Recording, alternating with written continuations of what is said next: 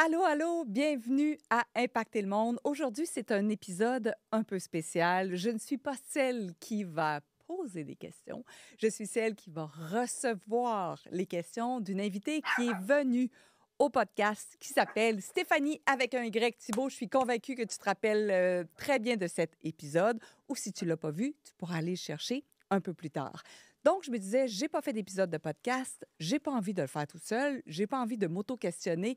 L'échange avec Stéphanie était tellement chouette on s'est dit, pourquoi pas prendre un peu de temps pour voir qu'est-ce qu'on peut co-créer ensemble. Stéphanie, merci. Ben merci à toi. Ça me fait On tellement... voulait, ben Oui, oui, on voulait s'amuser encore plus. encore plus, on va le créer tout de suite Oui, c'est sur le champ. C'est pas prévu.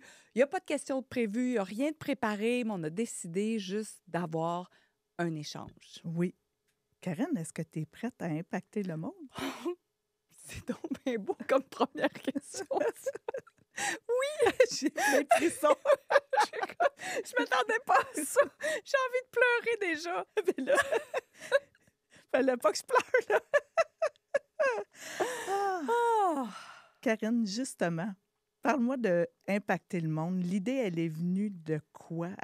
De où avec ce terme-là, impacter le monde? Écoute, mon univers professionnel stagnait Hmm. et j'avais la perception de ne pas être en mesure de créer un impact.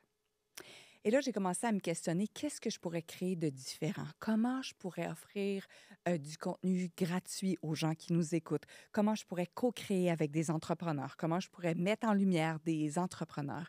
Et là, je butine d'une page à l'autre sur Internet. Tu cherches ton nectar, Je hein? cherche mon nectar, absolument. Je cherche qu'est-ce qui va me nourrir dans mon moment présent, Hmm. au goût du jour. On reprend les termes de l'épisode avec Stéphanie. Et là, je suis tombée sur un podcast de Lee Harris qui s'appelle Impact the World. Et là, j'ai un frisson, puis je vais juste te dire en anglais, je suis comme, OK, impacter le monde. Qu'est-ce que c'est impacter le monde? Je ne sais pas encore, mais je vais le mettre de l'avant. Et là, je me dis, qu'est-ce que je pourrais créer pour co-créer avec des entrepreneurs? J'ai lancé une offre, un appel à tous. Avez-vous envie de co-créer avec moi? Et impacter le monde est né comme ça. Ah, c'est beau. Dans une quête. Il n'y avait rien de parfait. Quand on a commencé, il n'y avait pas le logo. Il y avait juste un peu l'image de habillage. Il n'y avait rien d'écrit. Les rideaux sont bleus. La semaine d'après, les rideaux sont noirs. On est toujours dans un fond bizarre jusqu'à ce que je reçoive Marie-Pierre Provencher qui me dit « Ouais, puis elle, c'est une spécialiste de l'image. » Elle dit « Ouais, il me semble que ça ne fit pas tout à fait. » Elle me propose quelque chose et tout est arrivé après. Moi, j'aime construire les choses à l'envers. Oui.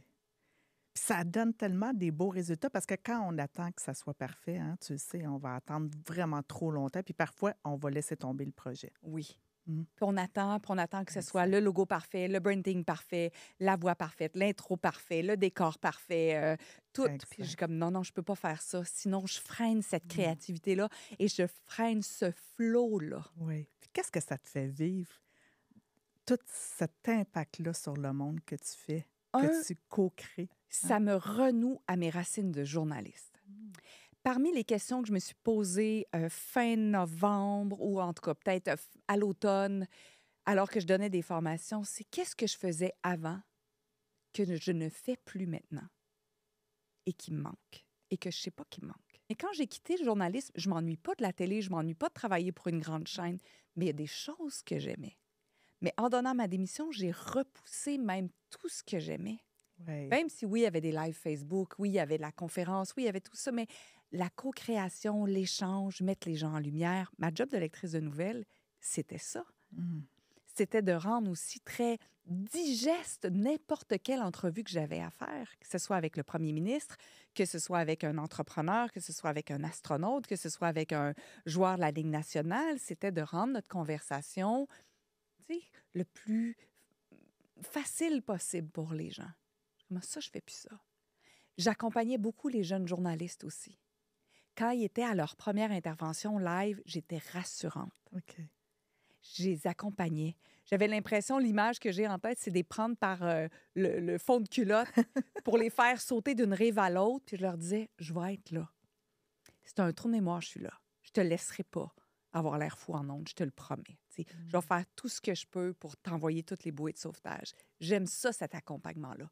Le podcast, c'est un peu ça. Il y a des gens avec qui c'est super facile, puis il y a des gens qui ont besoin d'un petit peu plus d'accompagnement. Des fois, on va le sentir, je suis un petit peu plus présente. Je te laisserai pas. Je te laisserai pas. Je te laisserai pas là. Je t'amène avec moi vers le haut. C'est ça Ouais. pour moi, impacter le monde. Puis c'est drôle, hein, parce que tu dis ça. Puis j'ai l'impression que c'est à toi que tu le disais au départ. Oui. Hein, on en parlait tantôt. Hein? Je te laisserai pas, puis je vais t'amener vers le haut. Ouais. Ouh. Hein? Oui. C'est à moi Ouh, aussi, je le j'ai disais. plein de Ah frissons. ouais, moi aussi, c'est clair. Je te laisserai pas tomber. Ouais.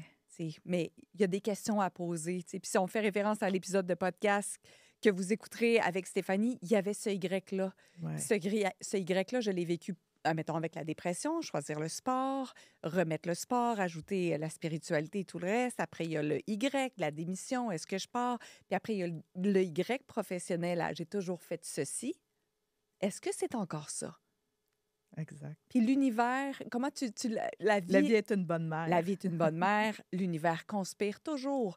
Moi, je me suis rendu compte que quand c'était le moment de faire des transitions professionnelles, dans mon coaching, dans mes approches, c'est comme si l'univers serre les cordons de la bourse. Donc, envoie encore des flux financiers, mais squeeze assez pour qu'en dedans, je commence à me questionner. Et là, je me rendais compte comme, OK, c'est juste parce que c'est plus ça. Mais c'est encore ça, je fais encore du coaching, l'accompagnement, Oui. je le fais encore, mais c'est le temps d'élargir Oui. mon arbre de vie professionnel. Ah. Puis, tu te sens comment par rapport à ça? C'est quoi tu ressens pour toi? Hein? Quand tu te regardes, quand tu prends Le petit pas, si je regarde ma juste place. Oui, ta juste place, ton regard juste sur toi. Qu'est-ce que tu te dis quand que tu huiles ton corps de déesse? Ben, je me trouve extraordinaire. J'apprécie de plus en plus m'incarner, être dans ce corps-là, alors qu'il y en a plusieurs qui, à partir de la cinquantaine, veulent se détacher du corps. Puis c'est intéressant parce que il y a toutes ces petites marques de peau, la peau plus flasque et tout. Puis là, des fois, je le vois, puis j'ai envie de me dire, « Hey my God! » Ça paraît, là, ça paraît. Puis là, je reviens avec, « Hey! » Et si je n'avais aucun point de vue sur ce corps, comment je vivrais? Parce qu'il y a juste une personne, à quelque part, à un moment donné, qui a décidé que c'était plus beau la peau qui plisse. Effectivement. C'est la société qui, à un moment donné, je ne sais pas c'est dans quelle année, je ne sais pas c'est dans quel univers, mais à un moment donné, il y a quelqu'un qui a décidé que c'était plus ça, il fallait le cacher. C'est incroyable.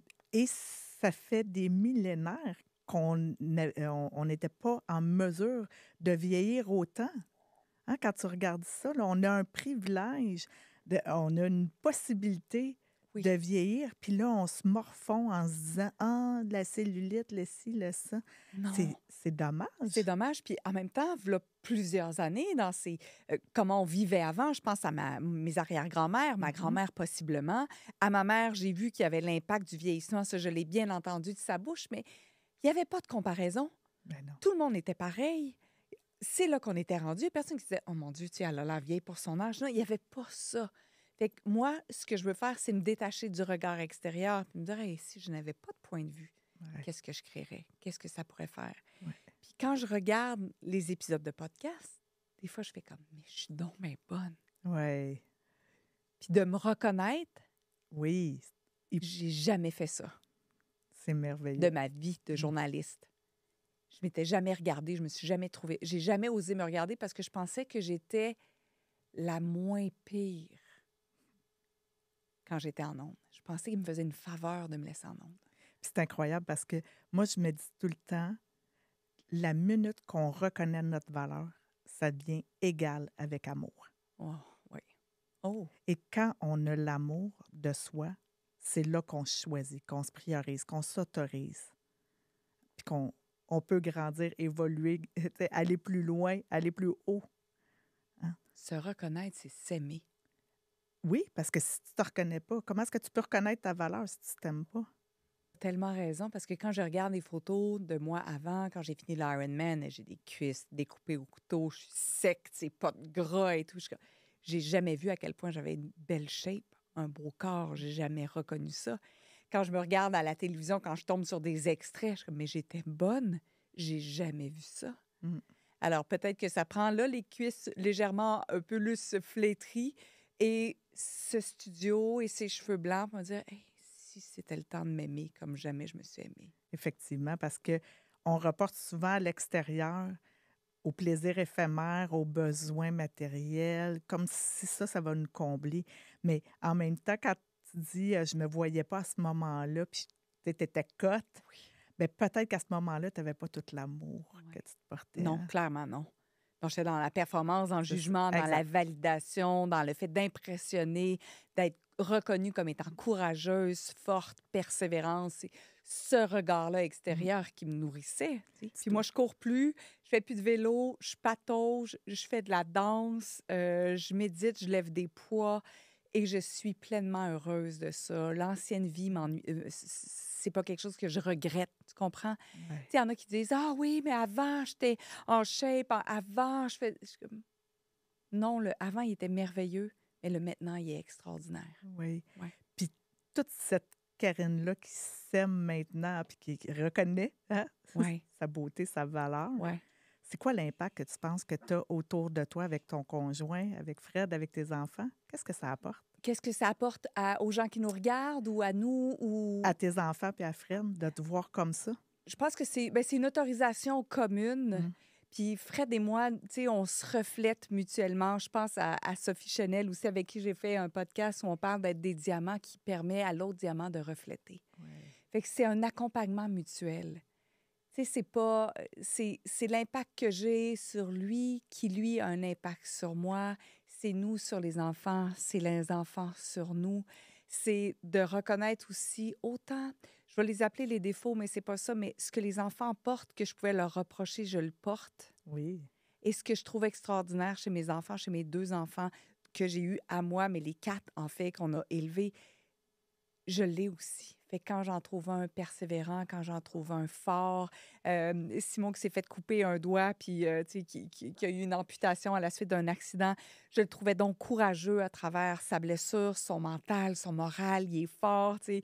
Ou mon plus jeune qui est devenu barbier, puis comme t'es bon, tu sais, t'es en affaires, t'es courageux, tu trouves des clients. Je me dis, OK, mais attends, je me parle à moi-même quand je leur dis ça, là. c'est ce que j'allais te dire. C'est ça! Est-ce que tu te vois? C'est ça. Mais c'est ça que je me suis Oui, rendu compte. Fait que tout ce que je leur reprochais, oui, c'était aussi des choses que je me reprochais, mais on dirait qu'on n'a pas ce regard juste sur nous, pour reprendre les termes qu'on a eus ensemble dans notre oui, podcast.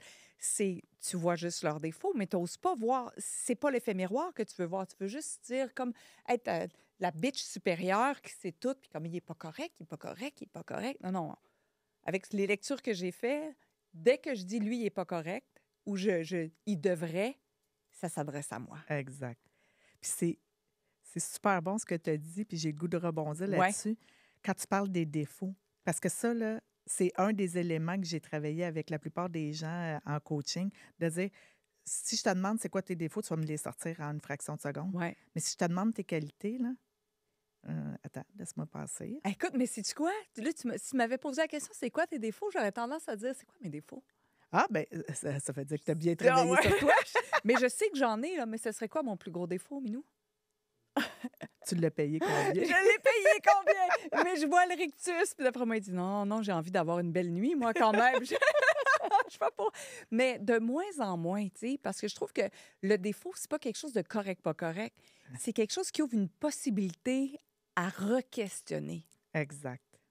Exactement. Tu sais, mettons, si je dis, mettons, je suis colérique, avant je l'étais, ou, tu sais, je suis colérique, mais c'est quoi derrière cette colère-là? C'est une puissance non assumée. Fait que le défaut, c'est juste un appel à l'action, un call to action. C'est quoi ce défaut-là? OK, est-ce que je l'ai dupliqué de ma mère? Est-ce que je l'ai dupliqué de mon père? Est-ce que j'ai appris que c'était comme ça qu'il fallait fonctionner dans la vie? Est-ce que je peux le remettre en question? Est-ce que ça m'appartient? Et si le défaut était une qualité Tout à fait. pour ton voisin? Karine, Oui. grande question existentielle. OK. Est-ce que tu as le sentiment d'avoir réussi ta vie?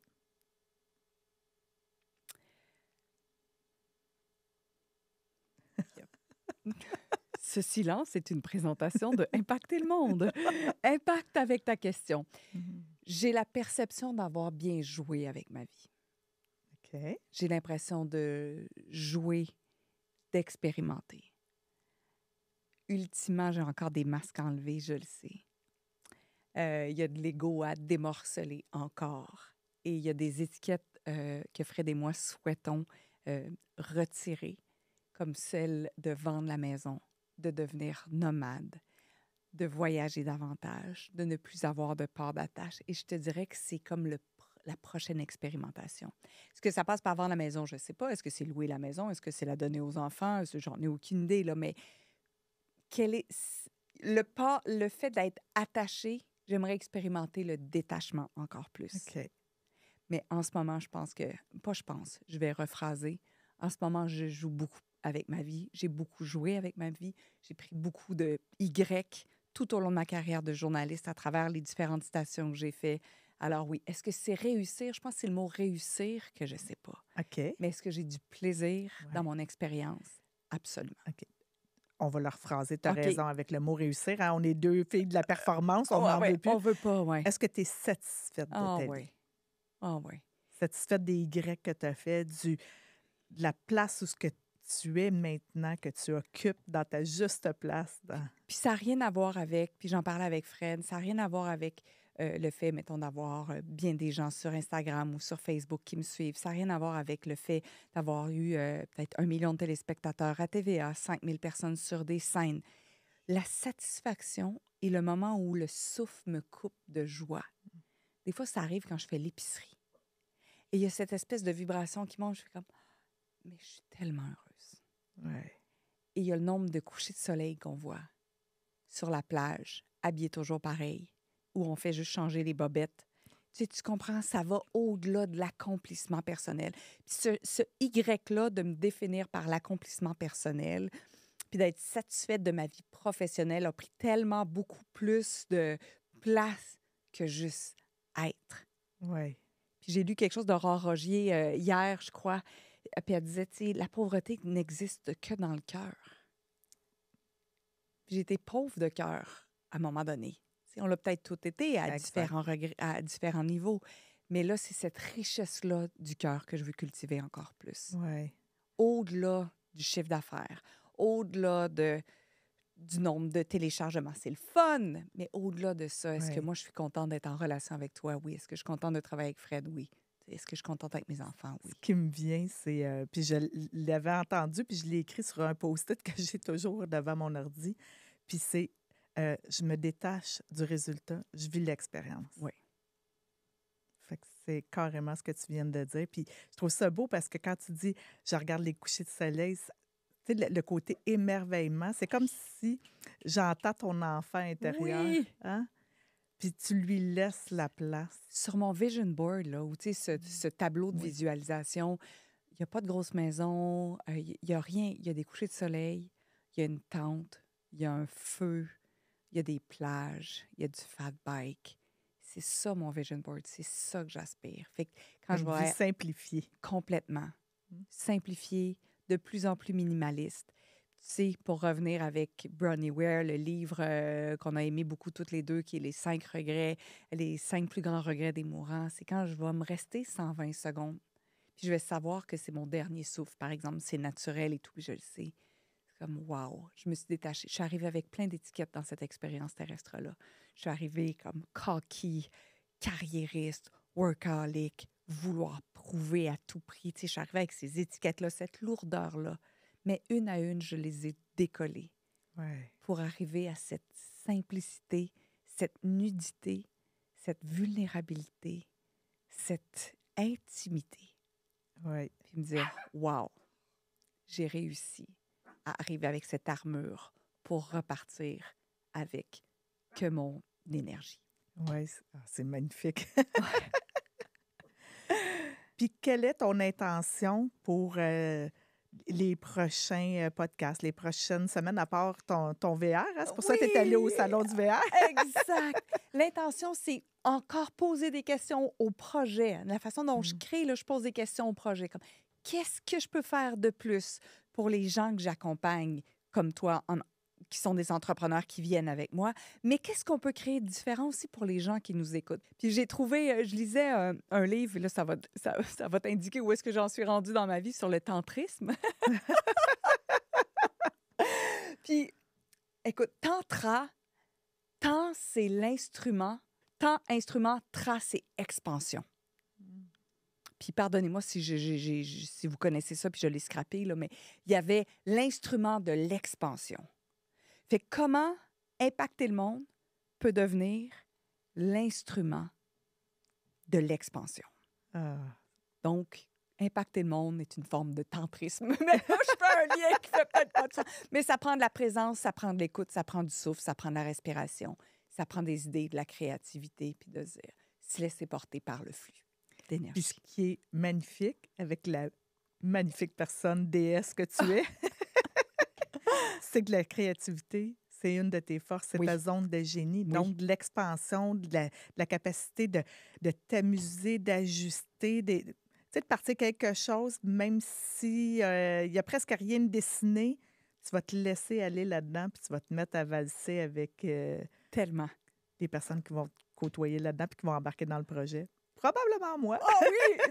T'es tellement la bienvenue. Fait que moi, j'ai le moteur, j'ai les ailes, puis là, on construit la carlingue. Mon nez décollé, là. Ouais. Tu sais, je bats des ailes comme ça, mais je sais que je suis décollée. Puis voyons voir qu'est-ce qu'on peut C'est créer. intéressant parce que moi, je vais être ton Ton ton propulseur, fioul, le ton fioul. OK, c'est bon. Puis, en même temps, la prochaine personne, tu as besoin de refaire le plein. Donc, tu repars avec une nouvelle personne. C'est du Exact. fioul.